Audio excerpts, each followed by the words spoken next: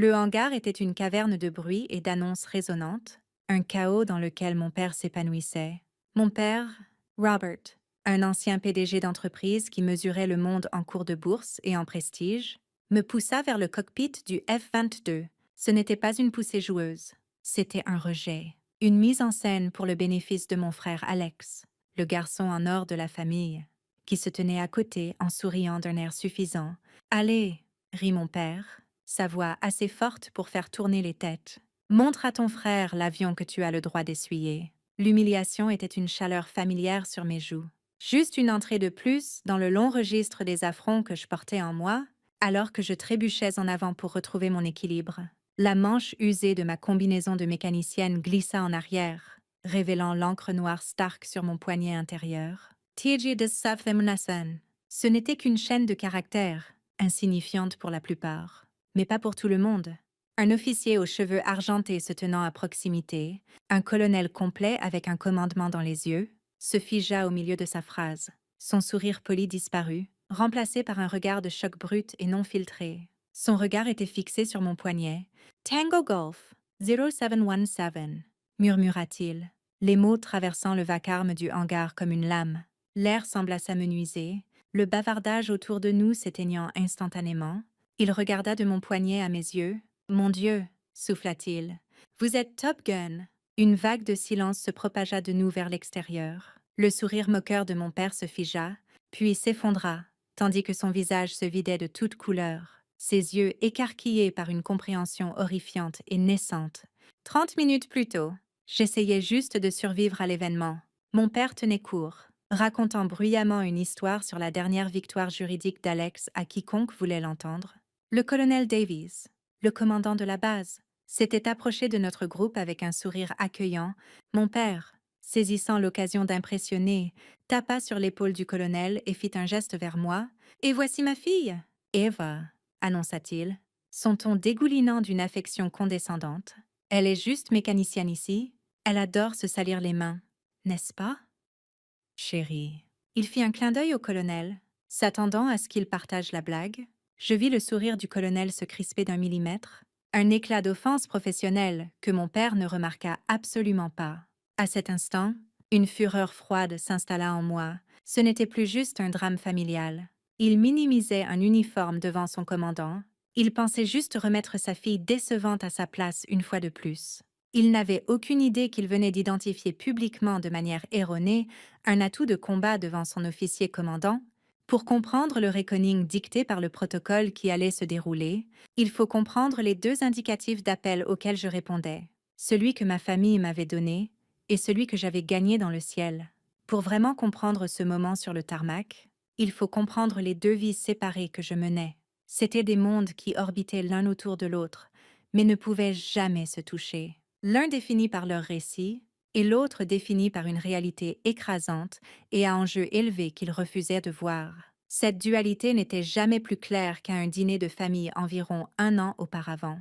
Toute la soirée était un hôtel construit pour mon frère Alex.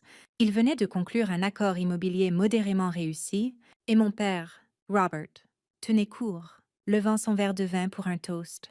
Il rayonnait vers mon frère, l'avocat prospère, celui qui avait suivi le chemin approprié, à Alex, annonça-t-il à la table.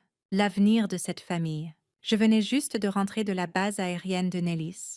Ayant survécu et diplômé de l'école des armes de l'USAF, c'était la chose la plus dure que j'ai jamais faite. Un creuset conçu pour briser les meilleurs pilotes du monde et les forger en quelque chose de plus. J'étais épuisée jusqu'aux os, mais je vibrais aussi d'un sentiment d'accomplissement tranquille et puissant que je n'avais jamais connu. Je me disais, juste cette fois, que ça pourrait être suffisant. J'attendis un creux dans la conversation. J'ai terminé mon cours de formation avancée, dis-je, ma voix paraissant petite dans la pièce. Mon père, sans même lever les yeux de son steak, tendit la main et tapota la mienne. C'est bien, ma chère, dit-il. Les mots d'un rejet parfait. Plus de clés à tourner, je suppose. Il se tourna ensuite vers mon oncle et rit. Nous l'appelons notre petite singe graisseuse. Le nom atterrit comme un coup physique. Une diplômée de l'école de combat aérien la plus élite de la planète. Et, dans ma propre maison, j'étais toujours juste la fille aux mains sales. Le registre interne cliqua, une autre réussite massive et non dite. classé à côté de toutes les autres qu'ils n'avaient jamais reconnues. Je vis les récompenses académiques qu'ils avaient manquées à cause des matchs de soccer d'Alex. Je vis la voiture en panne que j'avais dû réparer moi-même pendant l'université parce que ses frais de scolarité étaient à la priorité. Tout était là, dans ce tapotement condescendant sur ma main. Ma victoire monumentale avait été réduite à une formation professionnelle. Plus tard ce soir-là, ma mère, Linda, une femme qui traitait la paix familiale comme un fragile morceau de verre, me trouva dans la cuisine. Elle soupira, ce son familier de lassitude et de reddition. Tu sais comment est ton père, chérie, dit-elle. Sa voix un doux pardon pour son comportement. Il vient d'un monde de salles de conseil et de cours de bourse. Il ne comprend tout simplement pas ton passe-temps. Le mot plana dans l'air entre nous. Passe-temps. Comme si je collectionnais des timbres. Au lieu de maîtriser une arme de guerre supersonique de 20 tonnes, c'est plus facile de le laisser penser ce qu'il veut. Elle termina, se retournant vers la vaisselle. À cet instant, je ressentis une isolation profonde et glaçante. Ce n'était pas juste que mon père ne me voie pas. Ma mère me demandait de rester invisible. Mais il y avait un autre monde. La honte tranquille de cette table de dîner se dissout à la seconde où la verrière se verrouille en place. Ici, il n'y a pas de famille, pas d'histoire, pas de surnom. Il n'y a que la mission, mon indicatif d'appel est Valkyrie, mon monde est la lueur blanche osseuse de l'affichage tête haute et le rythme régulier de ma propre respiration à travers le masque à oxygène. Valkyrie, ici Echo, bandit à vos 6. Aspect élevé. Allez Winchester sur la cible alpha, la voix de mon ailier. Le capitaine Kai Ekojin, un homme qui avait vu mes journaux de vol et n'avait jamais remis en question ma place dans le ciel, était une ancre calme dans la tempête. La pression commence instantanément alors que je vire sec à gauche. Ma combinaison anti-G se gonfle, serrant mes jambes et mon torse. Une étreinte violente de la machine conçue pour garder le sang dans mon cerveau. 9G. C'est comme si un géant de béton s'asseyait sur votre poitrine. Votre vision se rétrécit, votre sang devient du plomb, et chaque membre pèse 1000 livres. Mais vous ne paniquez pas. Vous respirez d'un grognement guttural pratiqué qui force l'air dans vos poumons. Vous vous concentrez. Vous volez. Le bandit simulé était bon, mais j'étais meilleur. Je tirais le Raptor dans une contre-manœuvre défensive, une ascension brutale et défiant la physique qui me plaça juste sur sa queue. Fox 2, dis-je calmement dans les communications, mon pouce enfonçant la détente. Splashin. Le système confirma le coup. De retour au débriefing, l'instructeur principal me dirait que la manœuvre était une solution sur 1000. Il n'y avait pas d'applaudissements, pas de célébration, juste le fait tranquille et létal de la compétence. C'était un hochement de tête silencieux de respect de mes pairs. C'était la seule approbation dont j'avais vraiment besoin. Pendant des années, je les ai laissés croire au récit. Je pensais que maintenir la paix était la mission, mais sur ce tarmac, avec la main de mon père sur mon dos et les yeux du colonel sur mon poignet, je réalisais que la mission avait changé. La vérité devait être déclassifiée. Après l'incident de la journée familiale, je ne rentrais pas dans mes quartiers en rage. Je n'appelais pas ma mère pour une conversation circulaire inutile. La pilote en moi prit le relais, la stratège que j'étais entraînée à être. Une confrontation émotionnelle était une bataille perdue, une sortie sans objectif clair. Mon père s'épanouissait dans le drame. C'était un espace de bataille que je ne gagnerais jamais. Non, ce n'était pas une question de revanche. Mon objectif était plus simple, plus froid et bien plus absolu. C'était une correction du dossier et le bal annuel de l'Air Force à venir, un événement régi par les lois rigides et inflexibles du protocole et de la tradition, serait le théâtre d'opération parfait. L'ego de mon père était sa plus grande vulnérabilité, une trajectoire de vol prévisible que je pouvais facilement intercepter. Je savais qu'il ne pouvait résister à l'attrait d'une importance perçue. En utilisant mes canaux officiels, j'arrangeais pour qu'une invitation formelle soit envoyée à mes parents et à mon frère. Je leur sécurisais une place à la table 1, un endroit pour personnes très importantes, juste à côté du personnel de commandement de l'escadre et d'un général 2 étoiles en visite du Pentagone. L'invitation, imprimée sur un carton épais avec le sceau de l'Air Force en relief doré, n'était pas juste une invitation pour lui, c'était une validation.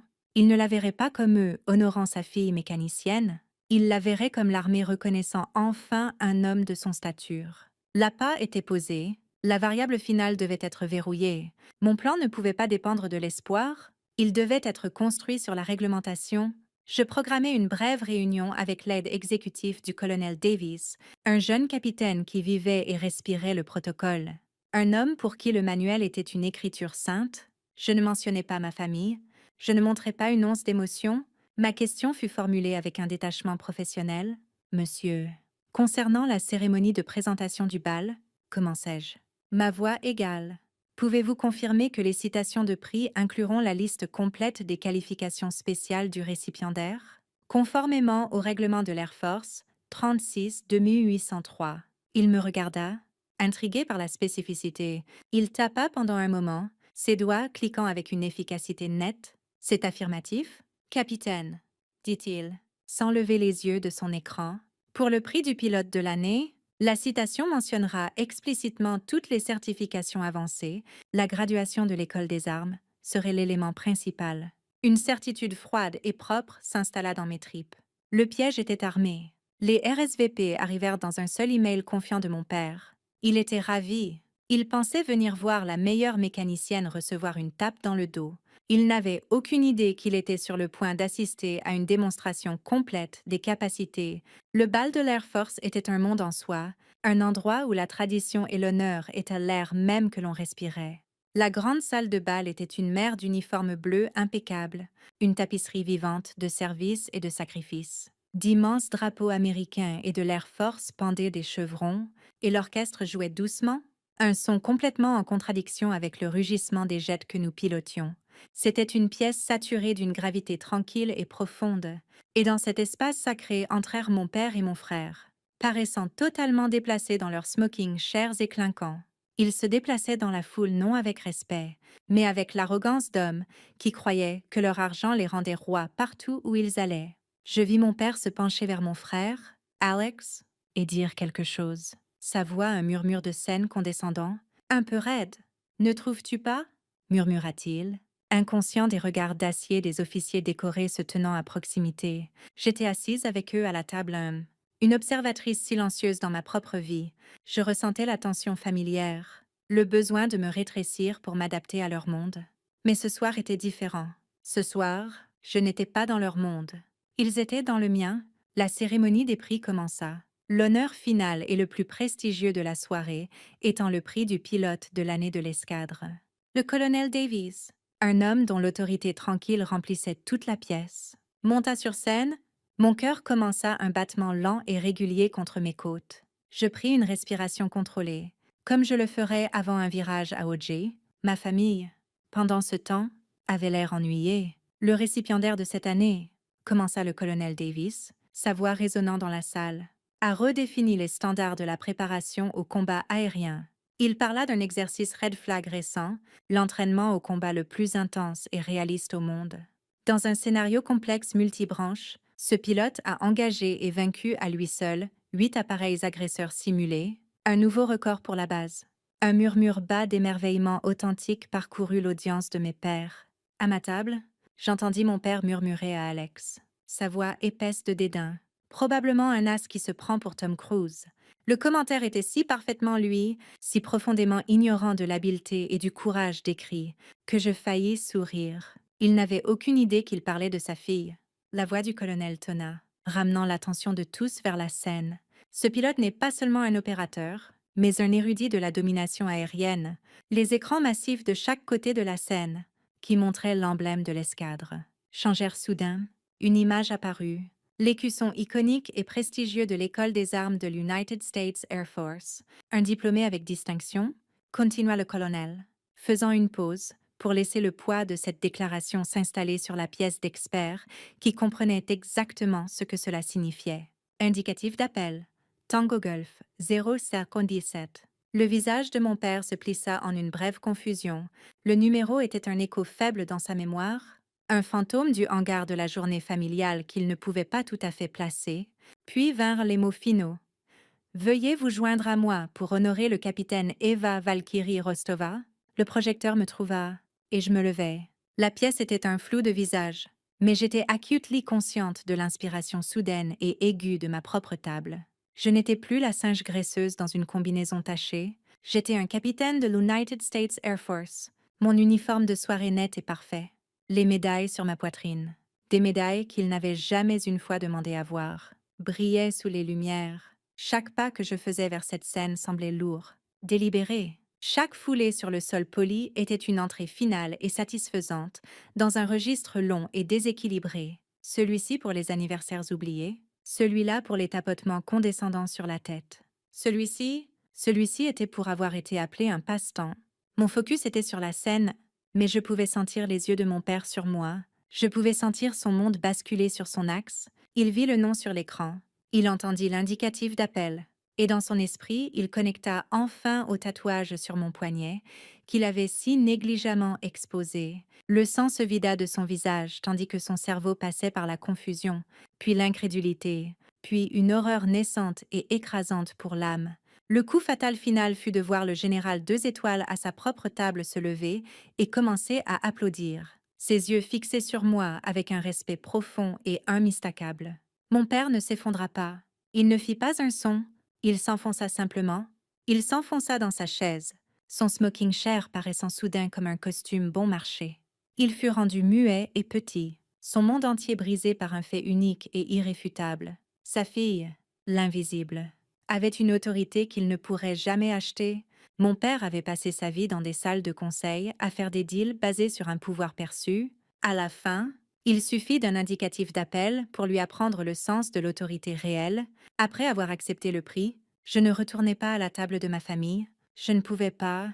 Au lieu de cela, je fus immédiatement enveloppée par un cercle de mes pères, mes vrais pères. Le colonel Davis me tapa sur l'épaule. Ses yeux remplis d'un respect professionnel profond, les généraux en visite du Pentagone ne se contentaient pas de me serrer la main. Ils me demandaient sur la séquence de chaînes de tuer dans l'exercice Red Flag. Discutant de la logique tactique de ma manœuvre finale, nous parlions boutique. Ils me traitaient non comme une curiosité ou une femme qui avait gagné un prix, mais comme une stratège élite, une égale. De l'autre côté de la pièce, je vis la table de ma famille. Elle était devenue une île de silence dans une mer bourdonnante de célébration. Ils étaient complètement utterly souls. Personne ne les approcha. Personne ne regarda dans leur direction. Ils étaient irrelevants. Avant que les toasts finaux ne soient portés, ils s'éclipsèrent simplement.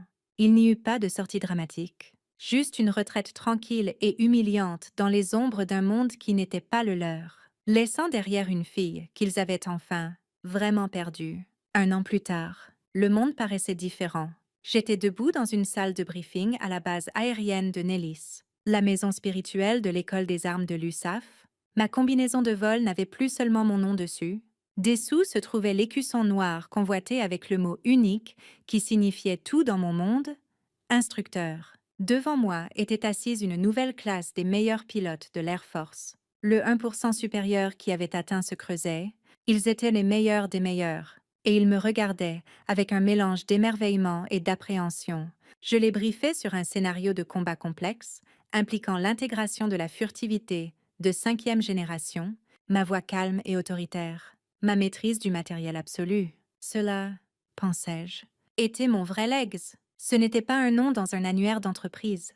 C'était façonner les esprits et les compétences des guerriers qui posséderaient le ciel longtemps après mon départ. Après le briefing, je sortis sur la ligne de vol, le soleil du Nevada chaud sur mon visage. Le capitaine Ekojin se mit au pas à côté de moi, avec 2 autres instructeurs. Nous parlâmes de la nouvelle classe, d'un nouveau patch logiciel délicat pour l'avionique du Raptor, et de qui devait une bière acquis après une simulation particulièrement épuisante la veille. La conversation était facile, fluide, remplie du langage partagé et des blagues internes d'une équipe forgée dans une pression immense et un respect mutuel total. Il connaissait mon indicatif d'appel, il connaissait mes capacités, et il connaissait la personne derrière le casque. Il n'y avait pas de récit faux ici, pas d'enfant en or, pas besoin de me rétrécir. C'était ma famille maintenant. Une famille construite non sur l'obligation, mais sur la compétence. Une famille qui me voyait, me comprenait et me valorisait pour exactement qui j'étais. De retour dans mon bureau, au milieu du bourdonnement tranquille de serveurs critiques pour la mission, un nouvel email apparut. La ligne d'objet était vide. Le nom de mon père. Je l'ouvris, un scintillement de quelque chose. Peut-être juste une curiosité morbide, remuant en moi. Le corps du message contenait seulement 3 mots. J'avais tort. Je l'ai lu une fois, puis encore, 10 ans plus tôt. Ces 3 mots auraient été un événement tectonique dans ma vie. J'aurais pleuré de soulagement, pensant avoir enfin gagné son amour. Maintenant, je ressentais l'écho étrange et creux d'une bataille déjà gagnée. La validation que j'avais autrefois désirée de lui ressemblait à une monnaie étrangère dans un pays où je ne vivais plus. Il n'y avait pas de colère, pas de satisfaction, seulement de la distance. D'un clic tranquille, je déplaçai le message dans le dossier d'archives. Sans réponse, mes yeux dérivèrent vers la carte de vol sur mon écran principal. Un réseau complexe de routes et d'objectifs. La mission attendait. Mon père pensait qu'un LEGS était le nom d'un bureau de coin. J'ai appris qu'un vrai LEGS est l'indicatif d'appel respecté dans le ciel. Si vous avez déjà dû lutter pour être vu pour qui vous êtes vraiment, partagez votre histoire ci-dessous. Dans cette communauté, votre expertise est toujours autorisée au décollage.